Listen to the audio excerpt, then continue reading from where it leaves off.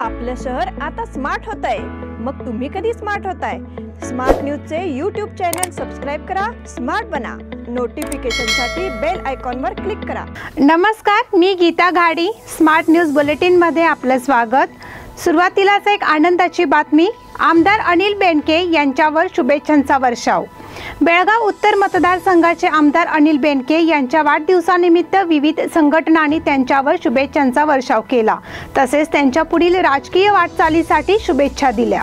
महानगरपालिकेच्या कार्यालयात अनिल बेनके यांनी नागरिकांच्या शुभेच्छांचा स्वीकार केला। त्याचप्रमाणे आपण शहरातील सर्व भाषिक आणि सर्व समाजाच्या घटकांसाठी सक्रिय राहणार असल्याची ग्वाही दिली। आमदार अनिल बेनके यांनी उत्तर मतदारसंघात विविध स्वरूपातील विकास कामे राबवून जनसामान्यांच्या हिताच्या दृष्टीने व्यापक कामगिरी केली आहे, त्यामुळे त्यांचे कार्य कौतुकास्पद आहे, असे विचार अनेक संघटनांच्या सदस्यांनी व्यक्त केले। स्मार्ट न्यूज परिवारातर्फे संपादक उपेंद्र बाजीकर यांनी त्यांना शुभेच्छा दिल्या। आणि आता पाहूया ठळक घडामोडी। पर्यटन स्थळांवर गर्दीला आवर घालण्याची सूचना। नागालँड येथे अपघातात मृत्यू पावलेल्या जवानावर अंत्यसंस्कार। मराठी मतदार यादीचे काम अद्यापही सुरूच। मोदी सरकारने 25 लाख कोटी रुपयांची कमाई केली असल्याचा आरोप। भाषिक अल्पसंख्याक शिक्षण संस्थांमधील रोस्टर पद्धत रद्द। वंटमुरी घाटातील अपघातात 2 ठार। वारीला अनुमती देण्याची श्री शिवप्रतिष्ठानची मागणी। खासदार मंगला अंगडी यांनी केली रेल्वे स्थानक नूतनीकरणाची पाहणी। आयुष्यात अडचणीचे प्रसंग सांगून येत नाहीत, म्हणूनच अशा प्रसंगात पाठीशी उभं राहणारे नाव म्हणजेच अण्वेकर गोल्ड। गेल्या 15 वर्षापासून सोने आणि चांदीच्या दागिन्यावर सर्वात जास्त सुलभ तारण कर्ज रक्कम देणारे आणि सर्वात कमी व्याजदर आकारणारे। कोणत्याही बँकेत सोन्या चांदीचे गहाण ठेवलेले दागिने सोडवून घेऊन आजच्या मार्केट दराप्रमाणे योग्य किमतीस खरेदी करणारे। दागिना असो वा विश्वास, आम्ही मोल जाणतो। अण्वेकर गोल्ड। अण्वेकर गोल्ड 8843 8863। आणि आता पाहूयात सविस्तर बातम्या। देशात कोरोनाच्या दुसऱ्या लाटेचा जोर ओसरल्यानंतर नागरिकांनी पुन्हा एकदा गर्दी करण्यास सुरुवात केली आहे। त्याचबरोबर तीर्थक्षेत्र आणि पर्यटन स्थळावर लोकांची गर्दी पाहायला मिळत आहे। त्यामुळे कोरोनाची तिसरी लाट जवळ असल्याचा इशारा इंडियन मेडिकल असोसिएशनने दिला आहे। तीर्थक्षेत्र आणि पर्यटन स्थळांवरील गर्दी तिसऱ्या लाटेसाठी कारणीभूत ठरेल असेही सांगितले आहे। पर्यटन, तीर्थयात्रा, धार्मिक उत्सव काही महिने नाही केले तरी चालेल असेही IMAने स्पष्ट केले। वेळीच गर्दीवर नियंत्रण आणि कोरोनाची नियमावली पाळली नाही तर तिसरी लाट लवकरच येईल अशी भीती IMAने व्यक्त केली आहे। तिसरी लाट येणार हे निश्चित आहे, मग यासाठी सर्वांनी काळजी घेणे गरजेचे आहे। देशातील अनेक भागात सरकार आणि नागरिक नियमावली पाळताना दिसत नाहीत। कोरोनाचे नियम तुडवून गर्दी केली जात आहे। नागालँड येथे अपघातात मृत्यू पावलेल्या जवानावर अंत्यसंस्कार। गोकाक तालुक्यातील शिवापूर कोण्णूर येथील लष्करी जवान मंजुनाथ अण्णाप्पा गौडण्णावर वय 38 यांच्या पार्थिवावर मंगळवारी अंत्यसंस्कार करण्यात आले। यांचे पार्थिव गोकाक येथे आले असता खासदार मंगला अंगडी यांनी पुष्पचक्र वाहून श्रद्धांजली वाहिली। या प्रसंगी जिल्हाधिकारी MG हिरेमठ उपस्थित होते। मंजुनाथ यांना मराठा रेजिमेंटच्या जवानांनी सलामी दिली। यावेळी मंगला अंगडी यांनी मंजुनाथ गौडण्णावर यांच्या कुटुंबाची भेट घेऊन त्यांचे सांत्वन केले। या प्रसंगी गोकाक तालुक्यातील अनेक नागरिकांनी अंत्ययात्रेला उपस्थित राहून त्यांना श्रद्धांजली वाहिली। मंजुनाथ अण्णाप्पा गौडण्णावर यांचा नागालँड मध्ये अपघाती मृत्यू झाला होता। सोमवारी रात्री त्यांचा मृतदेह गोवा मार्गे गोकाक येथे पोहोचला। मंगळवारी सकाळी त्यांच्यावर गोकाक येथे अंत्यसंस्कार करण्यात आले। गेल्या 18 वर्षापासून ते मद्रास इंजिनिअरिंग तुकडीत सेवा बजावत होते। सीमेवर गस्त घालताना त्यांच्या जीपला अपघात होऊन त्यांचा मृत्यू झाला। मराठी मतदार यादीचे काम अद्यापही सुरूच। एकीकडे प्रकरण न्यायालयात असतानाही दुसरीकडे निवडणुकीची तयारी करण्यात येत आहे। महापालिका वॉर्डनिहाय मतदार यादी तयार झाली आहे।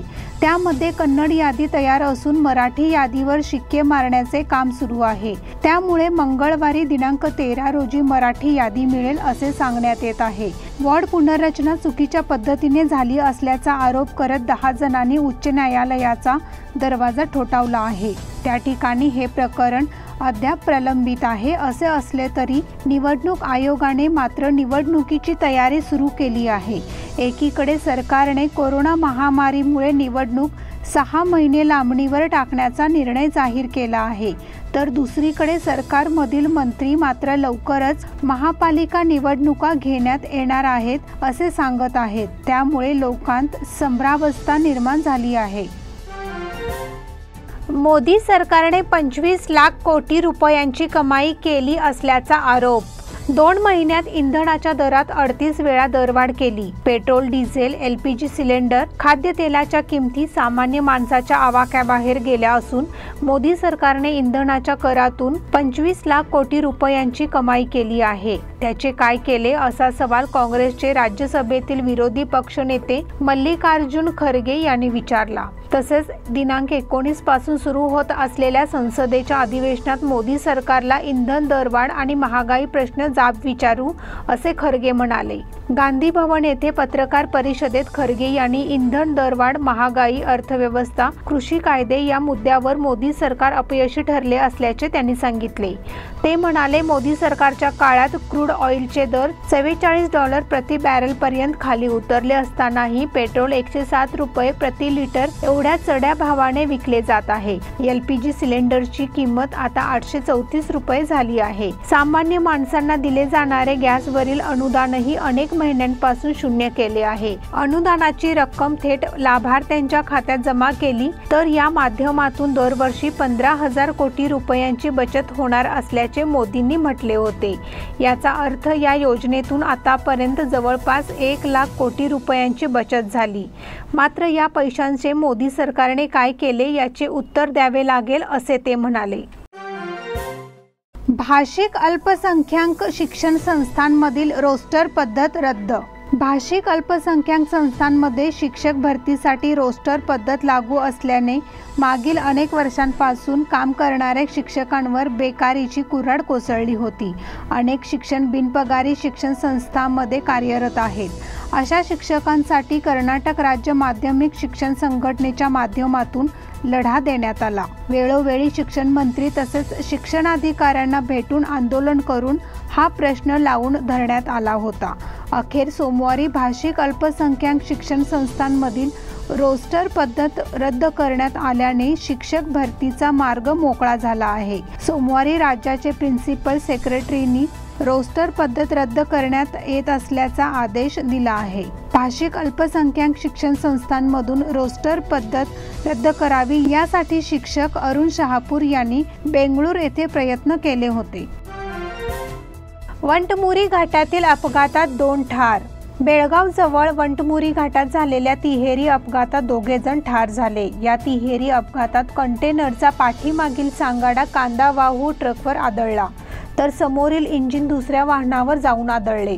ज्या वाहनावर कंटेनरचा पाठीमागील सांगाडा आदळला त्याखाली चिरडून ट्रक मालक जागीच ठार झाला, तर गंभीर जखमी झालेल्या कंटेनरचा चालक उपचारासाठी नेतेवेळी मृत्यू पावला। सोमवारी रात्री 12च्या सुमारास बेळगाव पासून 20 किलोमीटरवरील वंटमुरी घाटातील मुंबई इंडियन ढाब्याजवळ हा भीषण अपघात घडला।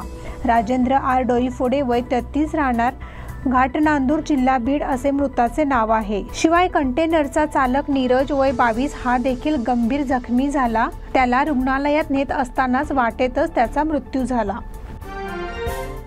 वारीला अनुमती देण्याची श्री शिवप्रतिष्ठानची मागणी।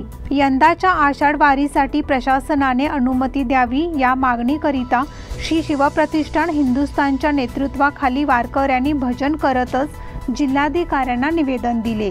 तत्पूर्वी कित्तूर चन्नम्मा चौक येथील गणपती मंदिरमध्ये नामदेव पिशेंच्या नेतृत्वाखाली आरती झाली।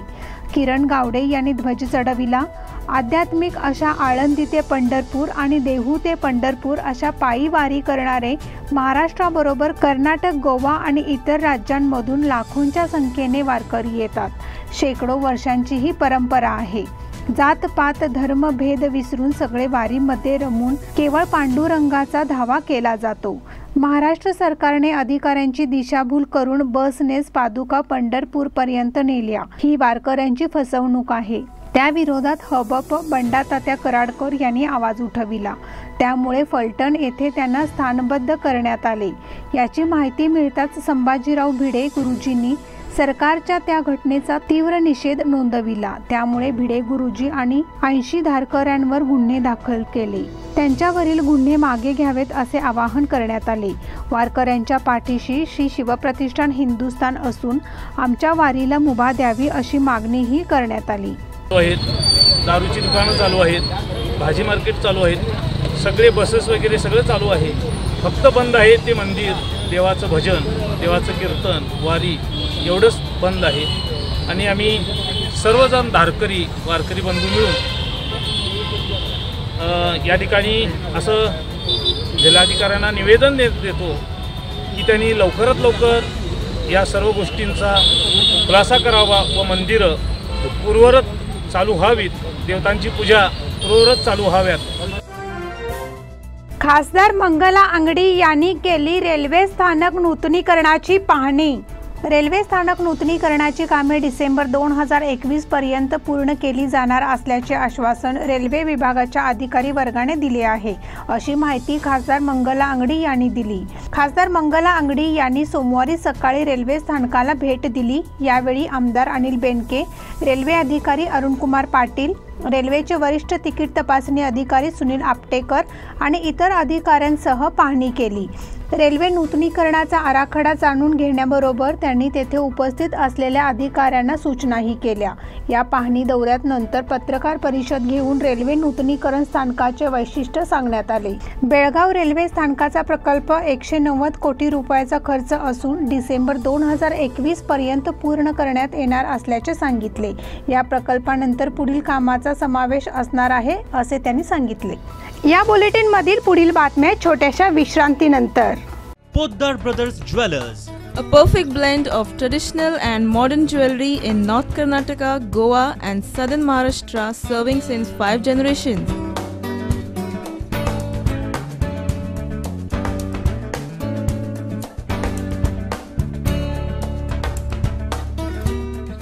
exclusive gold, silver and platinum jewelry showroom.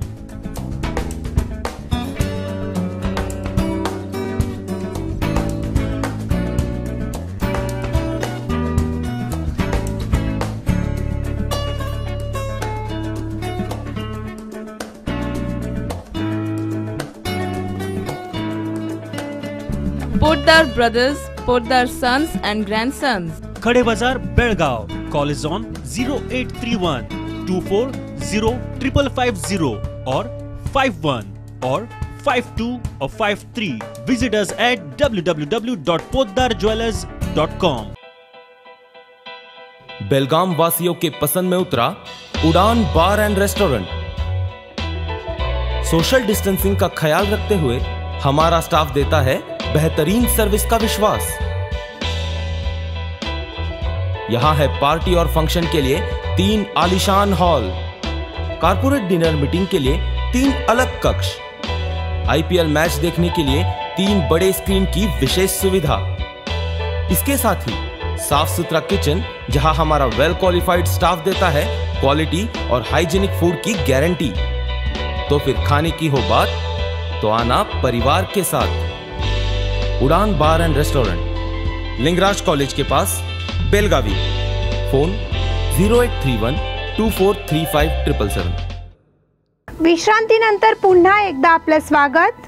दक्षिण काशी श्री कपिलेश्वर मंदिरात सोमवारी ओल्या खजुरांची आकर्षक आरास करण्यात आली होती। प्रत्येक हिंदू सण, उत्सव, स्वातंत्र्य दिन आणि राष्ट्रीय सणांदिवशी आकर्षक सजावट करण्यास मंदिर समितीने सुरू केले आहे। प्रत्येक हिंदू सण, उत्सव, स्वातंत्र्य दिन आणि राष्ट्रीय सणांदिवशी आकर्षक सजावट करण्यास मंदिर समितीने सुरू केली आहे। याचाच एक भाग म्हणून आज सजावट करण्याचे आयोजन केले होते। यामुळे मंदिर अधिक आकर्षक दिसत होते। मंदिरातील सेवेकरी सचिन आनंदाचे, गणेश देवर, अध्यक्ष सुनील बाळेकुंद्री, राजू भातकांडे, अभिजित चव्हाण, विवेक पाटील, राहुल कुरणे या सर्वांच्या सहकार्याने ही आरास साकारण्यात आली होती. नीटच्या परीक्षेची तारीख जाहीर. गेल्या अनेक महिन्यांपासून जी परीक्षा पुढे ढकलण्यात आली होती त्या नीटच्या परीक्षेची तारीख आज अखेर जाहीर करण्यात आली आहे. राष्ट्रीय पात्रता सह प्रवेश परीक्षा आता 12 सप्टेंबर 2021 रोजी संपूर्ण देशात घेतली जाणार आहे. शिक्षण मंत्री धर्मेंद्र प्रधान यांनी ही महत्त्वपूर्ण घोषणा केली आहे. केंद्रीय शिक्षण मंत्रालयाचा कार्यभार स्वीकारल्यानंतर त्यांनी ही घोषणा केली. त्यासाठीची ॲप्लिकेशन प्रोसेस आज 13 जुलै सायंकाळी 5 वाजतापासून सुरू झाली. विद्यार्थ्यांनी नीटच्या अधिकृत वेबसाईटवर जाऊन अर्ज दाखल करायचा आहे अशी माहिती केंद्रीय शिक्षण मंत्री धर्मेंद्र प्रधान यांनी ट्विट करून दिली आहे. या परीक्षेसाठी अर्ज आज संध्याकाळी 5 वाजल्यापासून वेबसाईटवर उपलब्ध असणार आहेत. यापूर्वी ही परीक्षा 1 ऑगस्ट रोजी असल्याचे सांगण्यात आले होते. मात्र त्यासाठी आवश्यक असणारी प्रवेश प्रक्रिया अजूनही सुरू करण्यात आली नव्हती. दरवर्षी या परीक्षेला किमान 14 लाख विद्यार्थी बसतात. त्यामुळे या परीक्षेविषयी विद्यार्थी वर्गात मोठी उत्सुकता लागून राहिली आहे. ढाबा चालकाचा खून प्रकरणी 5 जणांना अटक. एमके हुबळी येथील ढाबा चालकाचा खून प्रकरणी 5 जणांना अटक करण्यात आली आहे. रविवारी सायंकाळी झालेल्या हाणामारीत ढाबा चालक प्रकाश नागनूर वय 38 राहणार बैलहोंगल यांचा मृत्यू झाला आहे.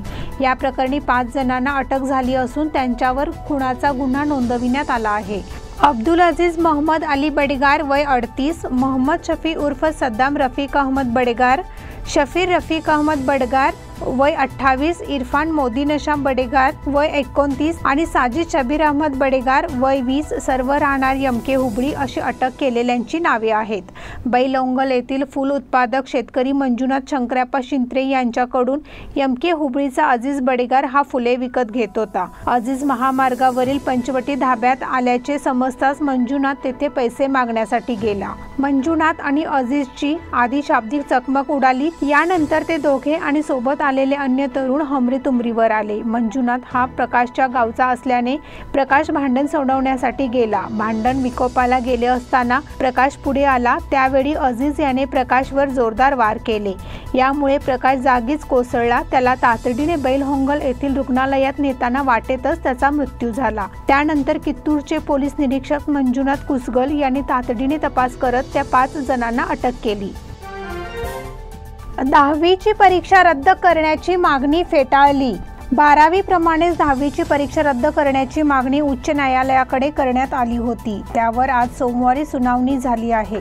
यंदा कोरोना संसर्गामुळे 12वीचे फ्रेशर्स आणि रिपीटर्स अशा बहुतेक विद्यार्थ्यांना या परीक्षा उत्तीर्ण करण्याचा निर्णय घेण्यात आला आहे. त्याच धर्तीवर 10वी विद्यार्थ्यांना उत्तीर्ण करण्याची मागणी करून बेंगळुरातील ज्ञान मंदिर ट्रस्टचे संग्रेन गौडा यांनी जनहित याचिका दाखल केली होती. प्राथमिक आणि माध्यमिक शिक्षण मंत्री एस सुरेश कुमार यांनी परीक्षेची तयारी करणाऱ्या विद्यार्थ्यांशी संवाद साधल्यानंतर म्हणाले, ही परीक्षा मुख्यतः विद्यार्थ्यांचा आत्मविश्वास वाढविण्यासाठी आहे.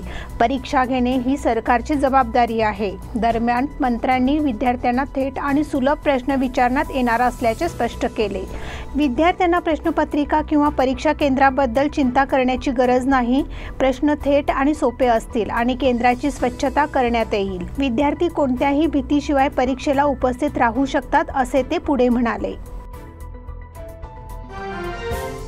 खानापूर महाराष्ट्र एकीकरण युवा समितीच्या वतीने जिल्हा शिक्षणाधिकाऱ्यांना निवेदन. खानापूर तालुका हा अतिपावसाचा तालुका आणि मुसळधार पाऊस पडणारा तालुका आहे. तालुक्याच्या दुर्गम भागात अनेक शाळा इमारतीची दुरावस्था झाली आहे. अनेक शाळा इमारतीची पडझड झाली आहे. काही ठिकाणी नवीन शाळा इमारतीचे काम संथ गतीने चालू आहे, तर काही ठिकाणी शाळा इमारतीचे काम बंद आहे. त्याचबरोबर तालुक्यात शाळांमध्ये शिक्षकांच्या भरतीचे काम रखडले आहे. त्यामुळे विद्यार्थ्यांचे शैक्षणिक नुकसान होत आहे. विद्यार्थ्यांना वर्षभर ऑनलाईन अभ्यास दिला जात आहे, परंतु या जंगल भागात रेंज येत नाही. त्यामुळे विद्यार्थ्यांचा अभ्यासक्रम पूर्ण होत नाही. यासाठी योग्य ती योजना करावी अशा मागणीचे निवेदन खानापूर तालुका महाराष्ट्र एकीकरण युवा समितीच्या वतीने जिल्हा शिक्षणाधिकाऱ्यांना देण्यात आले. यावेळी अध्यक्ष धनंजय पाटील, सचिव सदानंद पाटील, कार्याध्यक्ष किरण पाटील, उपाध्यक्ष परेशाम नवलकर, किशोर हेब्बाळकर आदी उपस्थित होते. लाल पिवळ्या ध्वजासाठी पुन्हा एकदा धडपड. बेळगाव महापालिका कार्यालयासमोर लाल पिवळा लावण्याचा प्रयत्न सोमवारी पुन्हा झाला. 8 दिवसांपूर्वी महापालिकेसमोरील बेकायदा नवा लाल पिवळा लावण्यासाठी करण्यात आलेल्या प्रयत्नानंतर सोमवारी पुन्हा एकदा वृद्ध महिलेने बेकायदा ध्वज बदलण्यासाठी धडपड केली.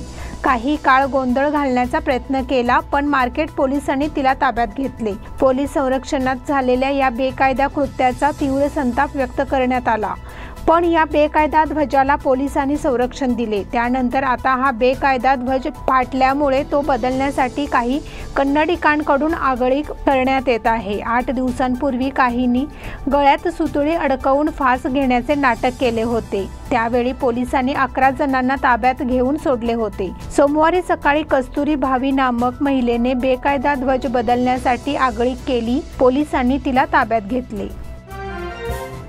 अनमोड घाट महामार्ग रस्त्याचे काम सुरू करण्याची मागणी.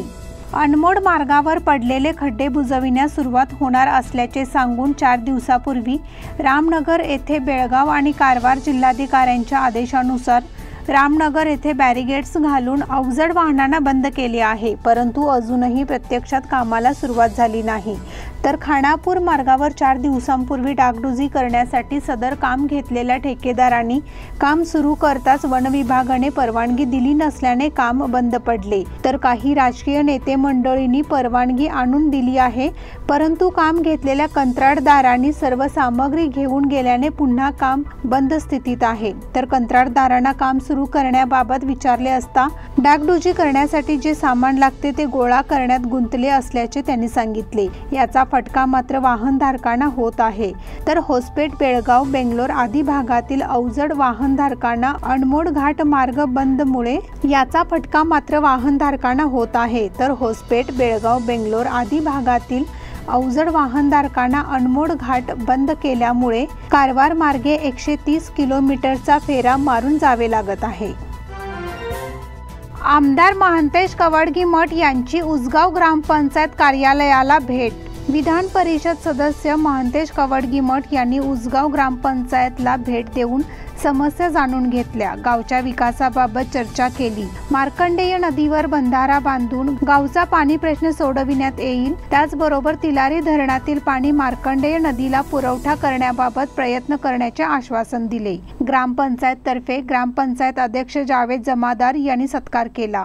ग्रामपंचायत सदस्य LD चौगुले यांनी कामाविषयी माहिती दिली. पिण्याच्या पाण्याचा प्रश्न, प्राथमिक आरोग्य केंद्र, हायमास्ट दिवे बसवणे आदी कामांचे निवेदन देण्यात आले. ग्रामपंचायत उपाध्यक्ष मथुरा तेरसे, सदस्य यादव कांबळे, मोनाप्पा पाटील, बाळकृष्ण तेरसे, बंटी पावशे, गजानन नाईक, सूरज सुतार, सेक्रेटरी सुमेरा मोकाशी उपस्थित होते.